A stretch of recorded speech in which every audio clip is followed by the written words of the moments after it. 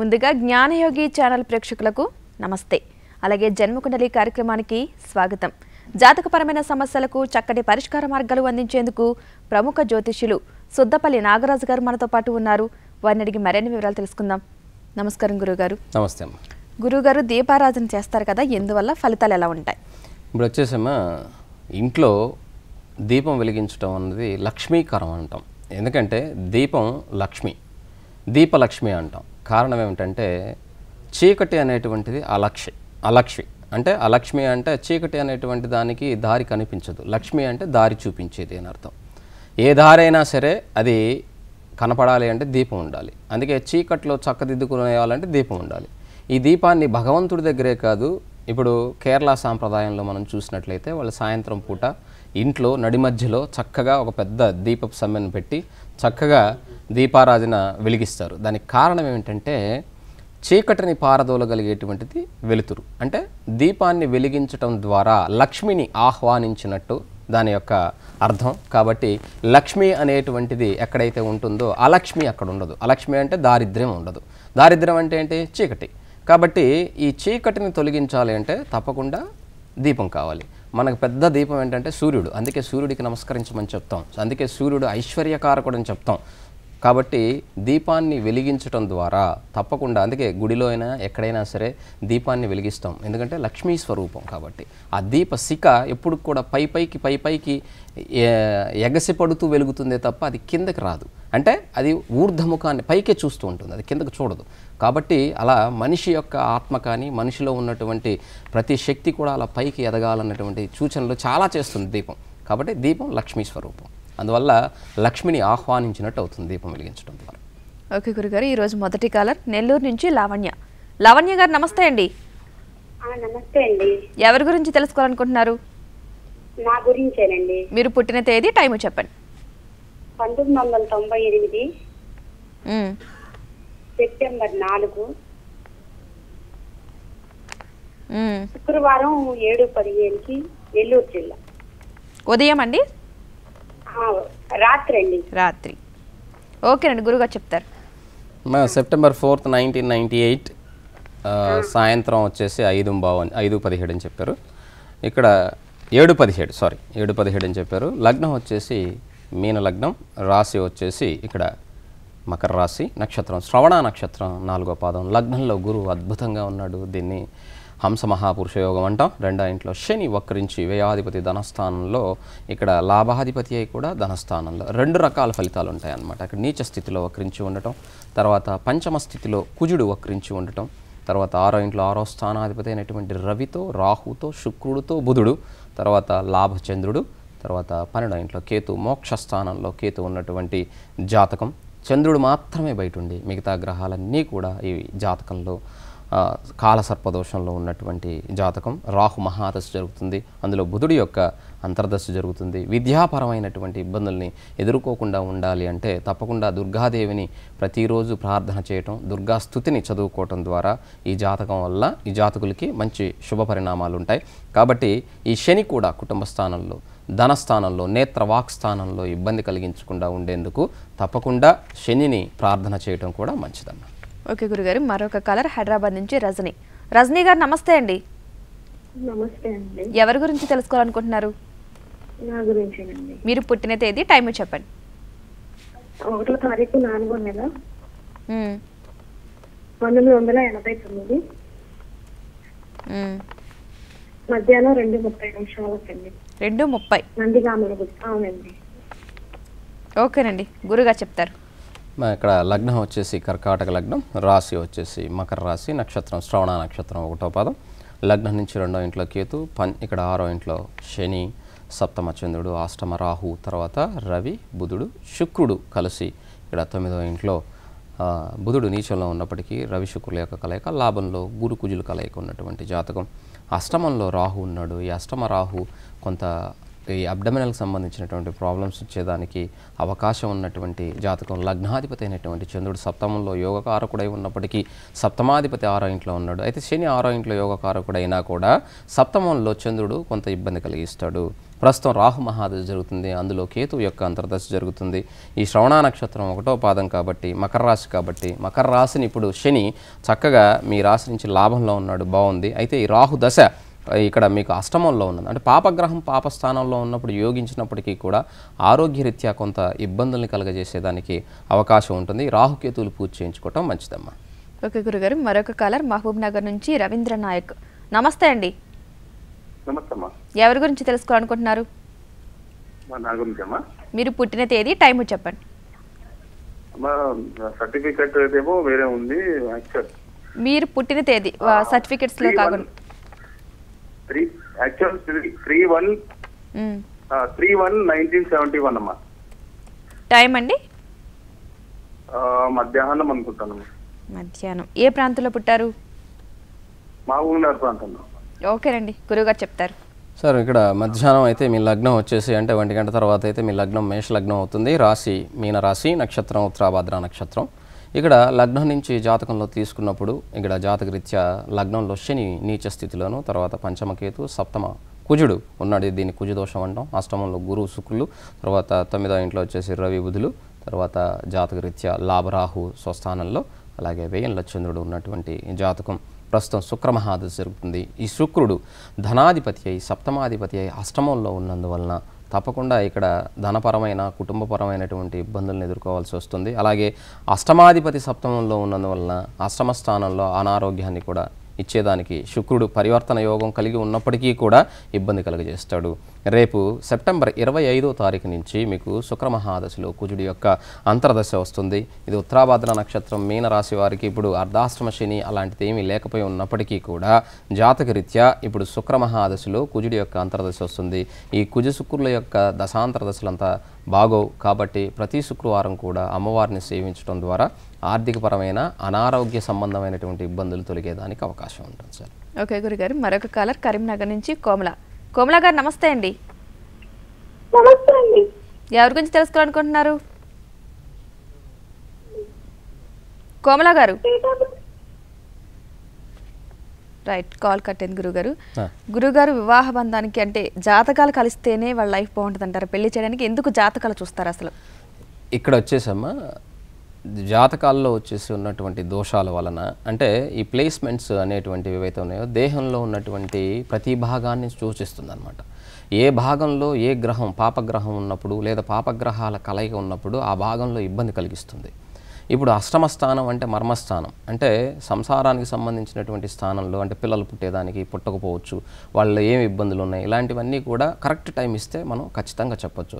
అంతేగాని వాళ్ళు కావాలని ఎవరైనా సరే తప్పుగా ఇచ్చినప్పుడు మనం చెప్పేదానికి అవకాశం ఉండదు. ఎందుకంటే కరెక్ట్ టయాన్ని నిర్దేశించి అంటే గణితంలో దాన్ని కాల నిర్ణయాన్ని చేసి ఆ నిర్ణయాన్ని ప్రకారం లగ్నం సాధించి ఆ లగ్నం నుంచి మొదటి ప్లేస్గా ఎంచుకొని 12వ స్థానం వరకు శరీరంలో ఉన్న శిరస్సు దగ్గర నుంచి పాదాల ఏళ్ళు వరకు కూడా చక్కగా మనం చెప్పొచ్చు. దానివలన ఇబ్బందులు ఎందుకు వస్తాయన్నది వాళ్ళిద్దరు పరస్పరమైనటువంటి జాతకంలో కలయిక లేకపోయినా ఇద్దరు జాతకాల్లో ఇబ్బందులున్నా తప్పకుండా వాళ్ళిద్దరికీ అన్యోన్యమైనటువంటి దాంపత్యం ఉండక విడిపోయేదానికి అవకాశం ఉంటుంది. దాన్ని క్లియర్గా చెప్పేదానికి జాతకం కూడా ఒక రకంగా మనకు ఉపయోగపడుతుంది అన్నమాట సైంటిఫిక్గా. ఓకే గురుగారు, మరొక కాలర్ హైదరాబాద్ నుంచి లక్ష్మి. లక్ష్మి గారు నమస్తే అండి. లక్ష్మి గారు చెప్పండి. ఎవరి గురించి తెలుసుకోవాలనుకుంటున్నారు? నా గురించి అండి. మీరు పుట్టిన తేదీ, టైము చెప్పండి. 23 మార్చ్ 1995 అండి. టైం అండి? టైము నైట్ 8 నుంచి 8:30 వరకు ఎప్పుడో చెప్పలేదు. ఓకేనండి, ఏ ప్రాంతంలో పుట్టారు? మహబూబ్నగర్ జిల్లాలో. ఓకేనండి, గురుగారు చెప్తారు. మీ లగ్నం వచ్చేసి తులా లగ్నం, రాశి వచ్చి ధనుర్రాశి, నక్షత్రం వచ్చి మూలా నక్షత్రం 2వ పాదం, లగ్న రాహు, 2వ ఇంట్లో గురువు, 3వ ఇంట్లో చంద్రుడు, పంచమంలో పంచమాధిపతి అయినటువంటి శని, శుక్రుడు అష్టమాధిపతి, లగ్నాధిపతి అయినటువంటి శుక్రుడు, బుధుడితో కూడా శని, అధిమిత్రులు కలిగి పంచమ స్థితిలో, 6వ ఇంట్లో రవి, సప్తమ కేతు, దశమంలో కుజుడు నీచ స్థితిలో, ధనాధిపతి అయి ఇక్కడ నీచంలో ఉన్నప్పటికీ కూడా గురువు భాగ్య దృష్టితో అంటే 9వ దృష్టితో భాగ్యస్థానాన్ని ఉచ్చస్థానం, ఆయన ఉచ్చస్థానం, కుజుడికి నీచస్థానం, ఇక్కడ నీచ భంగరాజయోగం కలుగుతుంది, బాగుంది. ఇక్కడ లగ్న అష్టమాధిపతి అయినటువంటి శుక్రుడి యొక్క మహాదశ, వ్యయ భాగ్యాధిపతి అయినటువంటి బుధుడి యొక్క అంతర్దశ జరుగుతుంది. దశాంతర్దశలు బాగున్నాయి. జాతకంలో సర్పదోషం కానీ అలాగే ఈ కుజదోషం కానీ లేదు, జాతకం బాగుంది. అయితే గోచార రీత్యా ఇక్కడ 7.5 సంవత్సరం శని జరుగుతుంది కాబట్టి ఈ శనికి తప్పకుండా మీరు పూజ చేయించుకోవడం వల్ల అనారోగ్య పరిస్థితులు కలగకుండా, ఆకస్మికమైనటువంటి ప్రమాదాలు జరగకుండా మిమ్మల్ని మీరు కాపాడుకోవచ్చు. ఓకే గురుగారు, మరొక కాలర్ నిజామాబాద్ నుంచి నాగరాజు. నాగరాజు గారు నమస్తే అండి. నాగరాజు గారు ఎవరి గురించి తెలుసుకోవాలనుకుంటున్నారు? Hello madam. అది చెప్పండి, ఎవరి గురించి తెలుసుకోవాలంటున్నారు? నా గురించి మేడం. మీరు పుట్టిన తేదీ, టైము చెప్పండి. 1970 నాగరాజు గారు క్లారిటీగా చెప్పండి, మీ వాయిస్ అర్థం కావట్లేదు. 5వ తారీఖు 78. ఏ నెల చెప్పండి నాగరాజు గారు? 9వ నెల 5వ తారీఖు 9వ నెల 1970. 8. 78. ఓకే, ఎన్ని గంటలకి?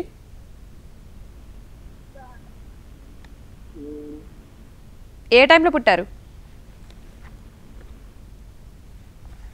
ఇక్కడ మీరు కాలర్స్ ఎవరైనా సరే సార్, మీరు డేట్ ఆఫ్ బర్త్ అవన్నీ ముందుగా రాసుకొని చక్కగా చెప్పడం ద్వారా మీకు టైం కలిసి వస్తుంది, మాకు టైం కలిసి వస్తుంది. ఇక్కడ వీరు ఇచ్చినటువంటి డేట్ ఆఫ్ బర్త్ ప్రకారం వీరు రాశి వచ్చేసి కన్యా రాశి, నక్షత్రం హస్త నక్షత్రం 3వ పాదం. ఈ రాశి రీత్యా ఇప్పుడు చూసుకున్నట్లయితే గ్రహాలన్నీ కూడా రాశిలో, అంటే కన్యా రాశిలో రాహువు, చంద్రుడు, కుజుడు, అలాగే ఇక్కడ శుక్రుడు తులారాశిలో, అలాగే మీనరాశిలో కేతు, సింహంలో రవి, శని, అలాగే బుధుడు, కర్కాటకంలో ఉచ్చ స్థితిలో గురువు ఉన్నటువంటి జాతకం. ఇక్కడ రాశి నుంచి తీసుకున్నప్పుడు ఈ రాహుచంద్రుల యొక్క కలయిక, కుజరాహుల యొక్క కలయిక ఉండటం వలన కోపగ్రస్త యోగంతో పాటుగా కొంత ఇబ్బంది కలిగి, మానసికమైనటువంటి ఇబ్బందులు కలిగేదానికి అవకాశం ఉన్నటువంటి జాతకం. ప్రస్తుతం గురు మహాదశలో శుక్రుడు జరుగుతున్నాడు. ఈ గురు శుక్రుల యొక్క దశాంతర దశలు బాగుంటాయి. అయితే ఈ రాహుకి, కుజుడికి తప్పనిసరిగా అధిదేవత అయినటువంటి సుబ్రహ్మణ్యేశ్వర స్వామిని పూజ చేసుకోవటం ద్వారా మీకు మంచి జరుగుతుందండి. ఓకే గురుగారు, మరొక కాలర్ కర్నూలు నుంచి వెంకటరమణ. వెంకటరమణ గారు నమస్తే. నమస్తే మేడం. ఎవరి గురించి తెలుసుకోవాలనుకుంటున్నారు? మా అబ్బాయి గురించి అండి. మీ అబ్బాయి పుట్టిన తేదీ, టైము చెప్పండి. మా అబ్బాయి పుట్టిన అంటే ఇప్పుడు August 16th పుట్టినారండి. ఆగస్ట్ 2015 అండి. August 16th 2015 అండి. 2015. అవునండి. టైం అండి? టైము మధ్యాహ్నం 3:05 ఏ ప్రాంతంలో పుట్టారు? Madam Karnataka madam, Hospet. Okay అండి, ఇక్కడ గురుగారు చెప్తారు.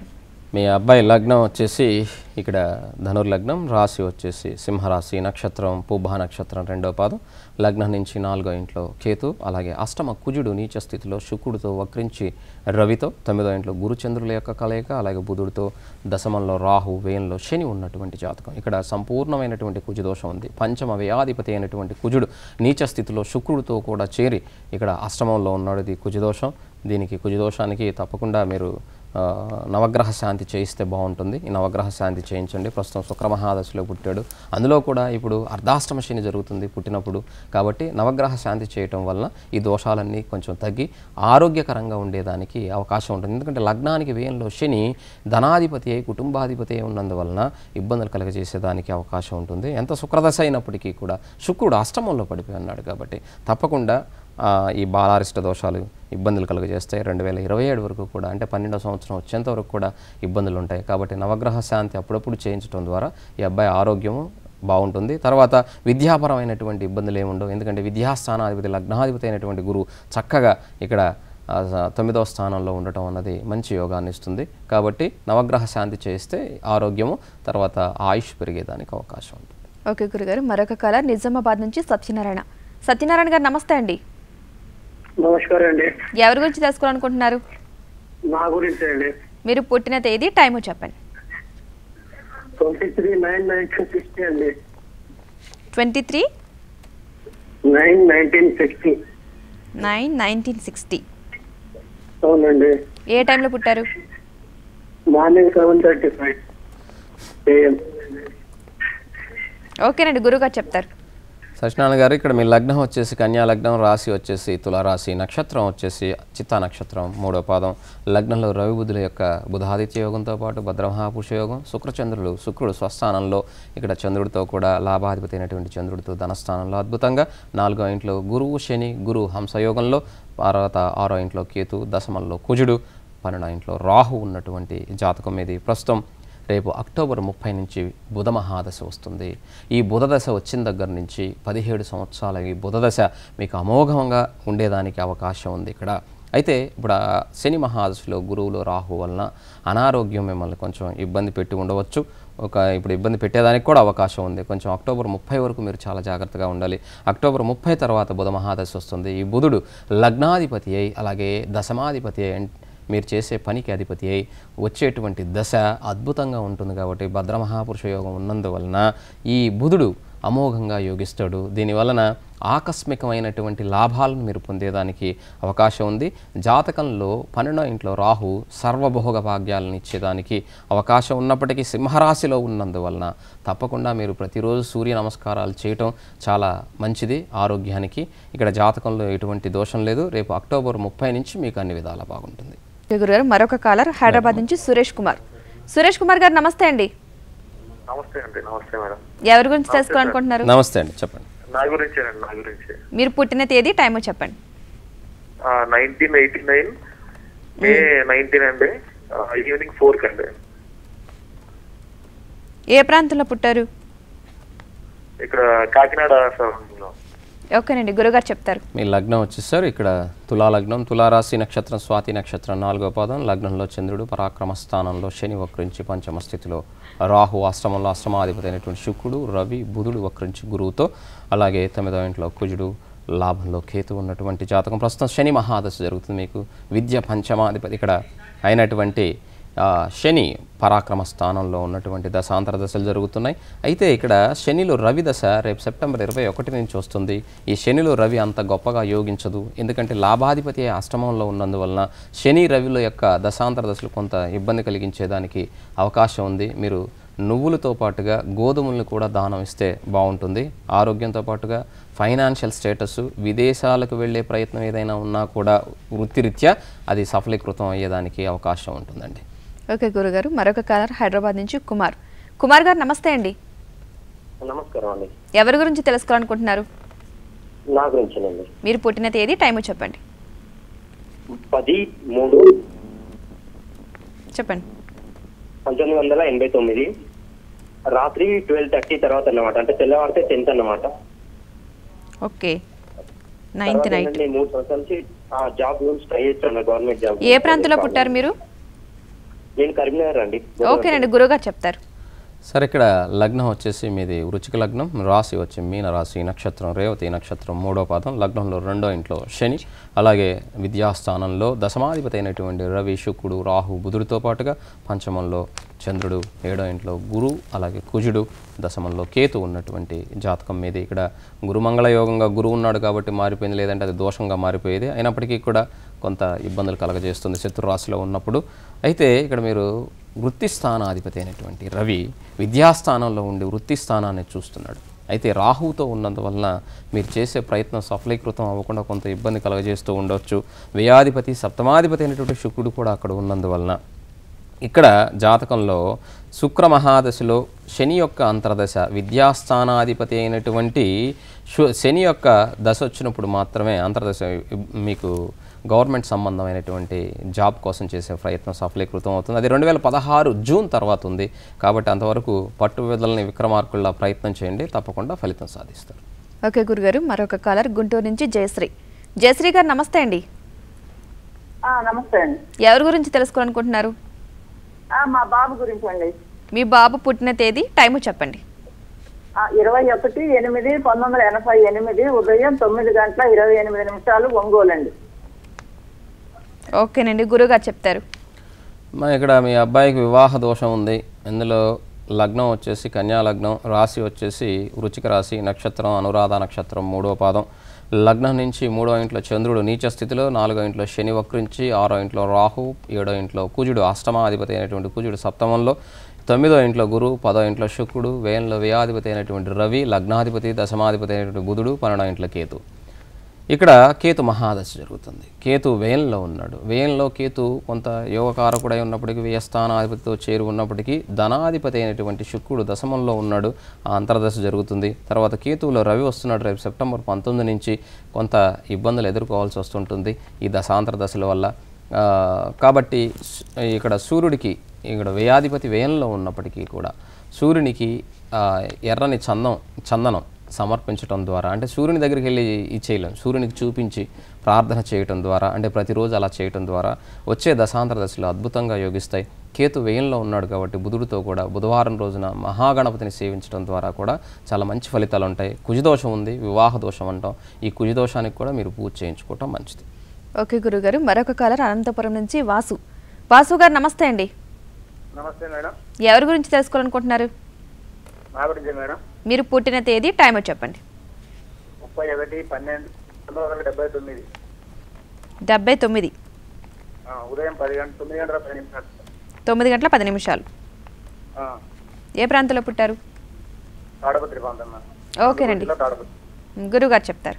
లగ్నం వచ్చేసి మకర లగ్నం, రాశి వచ్చి వృషభ రాశి నక్షత్రం, రోహిణి నక్షత్రం 3వ పాదం. లగ్న శుక్రుడు, 2వ ఇంట్లో కేతు, ఇక్కడ 6వ ఇంట్లో చంద్రుడు, ఇక్కడ జాతకరీత్యా 5వ ఇంట్లో చంద్రుడు ఉచ్చస్థితిలో, సప్తమాధిపతి 5వ ఇంట్లో చంద్రుడు చాలా చక్కగా.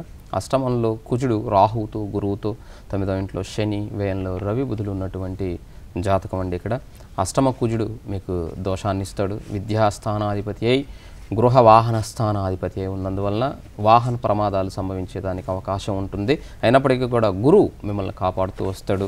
వ్యయ పరాక్రమాధిపతి అయి ఇక్కడ అష్టమంలో ఉన్నప్పటికీ వ్యయాధిపతి అయి యోగకారకుడు అష్టమంలో, కాబట్టి అష్టమాధిపతి వ్యయంలో ఇక్కడ పరివర్తన యోగం ఉంది కాబట్టి ఇది యోగకారకంగా ఉన్నప్పటికీ కూడా కుజరాహుల కలయిక కొంత ఇబ్బంది కలిగిస్తుంది. గురు మహాదశలో కేతు రేపు సెప్టెంబర్ 20 నుంచి వస్తాడు. ఈ రాహుకేతువులు పూజ చేయించుకోవటం వల్ల మీకుండేటువంటి చిన్న చిన్న అపాయాల నుంచి మీరు బయటపడేదానికి అవకాశం ఉంటుంది సార్. ఓకే గురుగారు, మరొక కాలర్ నెల్లూరు నుంచి సావిత్రి గారు నమస్తే అండి. నమస్తే మేడం. ఎవరి గురించి తెలుసుకోవాలనుకుంటున్నారు? మా బాబు శ్రీకర్ వర్మ. మీ బాబు పుట్టిన తేదీ, టైము చెప్పండి. పుట్టిన తేదీ 2000 మార్చి 22. Time 3:53 madam. 3 రాత్రి అండి?